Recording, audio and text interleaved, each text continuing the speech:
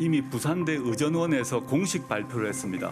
장학금의 지급에 전혀 불법이 없었다라는 점을 발표했다는 걸 확인해 보시면 될 것 같습니다. 확인해 보니까 낙제를 해서 저희 아이가 학교를 그만두려고 했기 때문에 격려 차원에서 줬다라고 그분이 말씀하시고 계신 걸 제가 보았습니다. 저희 어떤 가족이든 이 서울대 동창회 장학금에 대해서 신청을 하거나 전화를 하거나 연락하지 않았습니다. 저희 아이한테 장학금 반납해야 되지 않느냐라고 얘기해서 저희 아이가 반납하고 싶다라고 얘기를 했습니다. 그랬더니 한 번 받은 장학금은 반납이 불가능하다고 해서 어쩔 수 없이 두 번째 장학금도 받게 되었습니다. 결과적으로 저희 아이가 그 장학금을 받음으로써 다른 어떤 한 학생이 받지 못하겠다는 점에 대해서 송구합니다.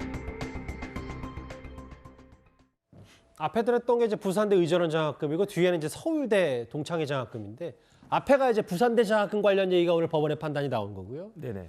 1심 재판부는 뇌물 혐의는 무죄, 청탁금지법 위반 혐의는 유죄인데 이 두 부분은 어떻게 저희가 받아들이면 좀 쉽게 알겠습니까? 일단 조민 씨가 의전원에 입학을 했잖아요. 예. 그런데 그 입학할 때 입시 비리가 있었다는 거 아니겠습니까? 여기까지는 법원에서 확인을 한 거예요. 맞아요. 그런데 여기서 우리가 생각해야 될 것이 만약에 그러한 비리가 없었더라고 하면 조민 씨가 과연 부산대 의전원에 입학할 수 있었을 것인가 의문이 드는 거죠. 왜냐하면 비리로 입학을 했으니까.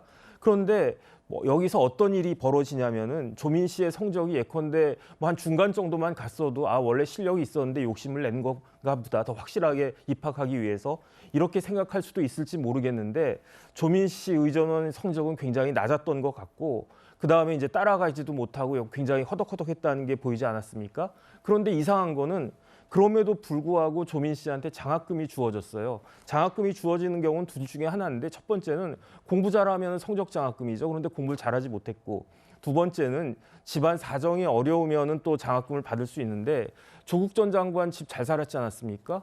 건설회사도 있었고 그랬으니까. 예. 그러니까 공부도 잘하지 못하고 집안은 잘 사는데 어떻게 장학금을 받았겠느냐. 여기에서 이거 받은 장학금이 뇌물이 아니겠느냐 하는 그런 의문을 모든 사람들이 다 가지고 있었고 검찰도 그렇게 생각했기 때문에 기소를 갖다가 한 건데 맞아요. 그런데 뇌물죄라고 하는 건요. 단순히 돈을 갖다가 주고받는 것으로 뇌물죄가 인정되는 게 아니고 예. 추가적인 요건이 직무 관련성이 있어야 되고 대가성이 있어야 되는 거거든요. 그런데 제가 이제 기사만 나온 걸 갖다 찾아봤더니 대가성을 인정하기는 좀 어렵다라고 법원은 판단한 것 같고 반면에 부정청탁금지법이 있는데 부정청탁금지법은 한 번에 100만 원, 1년에 300만 원 이상의 돈을 공직자가 받게 되면 그러면 대가성을 불문하고 처벌받는다. 3년 이하 징역으로 이런 규정이 있기 때문에 뇌물죄는 인정할 수 없지만 부정청탁금지법은 인정할 수 있다. 법원은 이렇게 결론을 내린 것으로 판단이 됩니다. 하나만 짧게 돼요. 그러니까 조 전 장관의 사회적 위치를 활용해서 노한중 전 의료원장에게 뭔가 대가로 좋은 자리를 주고 안 주고 이런 대가 자체가 법원 1심 판단은 그걸 인정하지 않았다. 장학금 네네. 명목으로 그 얘기를 하시는 거죠? 네, 맞습니다. 그다음에 부정청탁금지법은 예. 돈 준 사람도 똑같이 처벌하도록 되어 있거든요. 예. 형량은 똑같습니다. 그런데 구체적으로 양형할 때 그 돈을 갖다가 준 노한중 그 원장에 대해서는 조금 그 형을 갖다가 감한 것이다 이렇게 판단이 됩니다. 일단 노한중 전 원장도 오늘 보시는 것처럼 징역 6개월에 집행유예 1년을 선고받았습니다. 이 부분은 뇌물이 아니다. 1심 재판부의 판단인데요. 이런 흐름으로 이제 진행이 되는 조국 전 장관 일가 재판이고 다음 달 16일에 딸 조민 씨의 부산대 의전원 입학 허가 취소 처분 이 재판에 조민 씨가 직접 증인으로 출석할 예정입니다. 처음에는 많이 억울했습니다. 그래서 하루 종일 울기도 했고 그랬는데 이제는 꼭 이겨내자고 매일 다짐하고 있습니다. 제 가족이 이제 언론의 사냥감이라고 할까요? 개인적으로는 좀 잔인한 것 같다는 생각을 하고 있습니다. 위조를 한 적도 없습니다.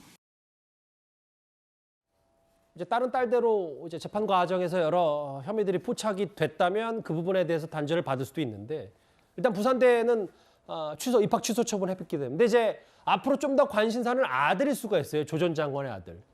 특히 검찰의 주장이나 재판 과정에서 알려진 이 그래픽은 워낙 국민들도 많이 봤을 텐데 바로 이 조지 워싱턴 대학의 오픈북 시험을 부모가 대신 봐줬다. 이거에 대해서도 재판부는 판단을 좀 했습니다. 그렇습니다. 오늘 1심 그 유죄 판결 내린 것 중에 하나가 아들의 어떤 조지 워싱턴대 대학에 있을 때 대리 시험을 보는데 조국 전 장관이 그 역할을 한 거 아니냐. 이것에 대해서 이 대리 시험 의혹이 그 유죄를 판결을 받은 대목입니다. 이제 그러다 보니까 조 전 장관이 유죄로 판결받은 부분에 대해서 아들은 그 조지 워싱턴대에서 부정하게 이제 성적을 받은 것이고 조지 워싱턴대 대학 졸업을 통해서 지금 연세대 대학원에 입학한 것으로 돼 있기 때문에 예. 아마 이제 조민 씨 그 딸의 어떤 그 허위 부정 입학과 관련 마찬가지로 이 아들에 대한 어떤 이제 부정 뭐 대리 시험에 따른 그 부정 졸업 그리고 부정 졸업에 따른 어떤 대학원 부정 입학 이렇게 지금 이어질 수 있기 때문에 조 전 장관의 어떤 그 대리 시험 의혹이 유죄 판결을 받은 것이 아들 이 조모 씨에게도 영향을 미치는 거 아니냐 이제 이런 새로운 관측이 나오고 있습니다. 그래픽 다시 한번 볼게요. 대리 시험이다. 퀴즈 시작하자고 해서 엄마 아빠가 같이 풀어줬던 얘기도 있고 아빠 바로 직전 그래픽도 많이 좀 회자가 됐었잖아요. 그러니까 시험 시작 문제를 이메일로 보내주고 이 부분에 대해서도 법원의 판단이 좀 있었고요. 근데 사실 이제 조 전 장관의 아들 하면 지금 민주당의 현직 의원인 최강욱 의원 얘기를 빼놓을 수가 없는 게 실제로 지금 1, 2심 모두 의원직 상실에게 나왔어요. 최강욱 의원에 대해서. 근데 이것도 있고 연세대학교 대학원에 다니고 있었던 게 이제 조 전 장관의 아들이기 때문에 이거와 마찬가지로 또 연대 입학 취소 가능성도 있습니다. 이거 좀 법적 전망을 좀 어떻게 판단할까요? 일단 오늘 선거로 인해서 가능성은 조금 더 높아졌다라고 볼 수밖에 없습니다. 일단 최강욱 의원의 혐의 같은 경우에는 허위로 인턴 확인서를 써주고 그 인턴 확인서가 연세대 대학원 입시에 활용됐다는 그 맞아요. 업무 방해 혐의였고요. 1, 2심에서 모두 징역 8개월에 집행유예 2년이라는 실형이 나온 상태입니다. 지금 대법원에 상고가 되어 있기 때문에요. 올해 안에는 대법원에서 확정 판결이 나오지 않을까라는 그 예측들이 대부분인 상황입니다. 예. 특히나 올해 1심 오늘 선고 에서는 조국 전 장관과 정경심 전 교수가 그 아들의 그 연세대 대학원 입시 지원과 관련해서 허위의 서류들을 제출했다라고 하는 업무방해 혐의를 또 유죄로 인정을 했기 때문에요. 예. 물론 1심 선고에 불과하긴 하지만 일단 유죄로 나왔다는 것 자체는 연세대학교의 대학원에 지원할 때도 뭔가 허위의 서류들이 들어갔고 그때도 비리가 있었다라는 부분을 또 일견 예측해 볼 수 있는 부분이 있기 때문에 연세대 대학원으로서는 일단 이런 부분들이 판결이 확정이 돼서 정말로 그 아들이 입시를 해서 대학에 들어올 때 만약에 서류나 그 관련된 자료들이 허위로 제출된 것이 맞다라고 한다면 예. 입학을 취소할 가능성도 충분히 있어 보입니다. 조 전 장관의 아들 얘기까지 연세대 대학원 입학 취소 가능성 얘기까지 한번 만나봤습니다. 자녀 입시 비리 혐의는 대부분 유죄를 받았는데 조 전 장관은 본인의 좀 항변과 함께 신속하게 항소하겠다 이렇게 말을 했죠. 오늘 법적인 부분은 지금까지 말씀드린 이 부분입니다. 그럼 정치권 반응도 다음 주에 살펴보겠습니다.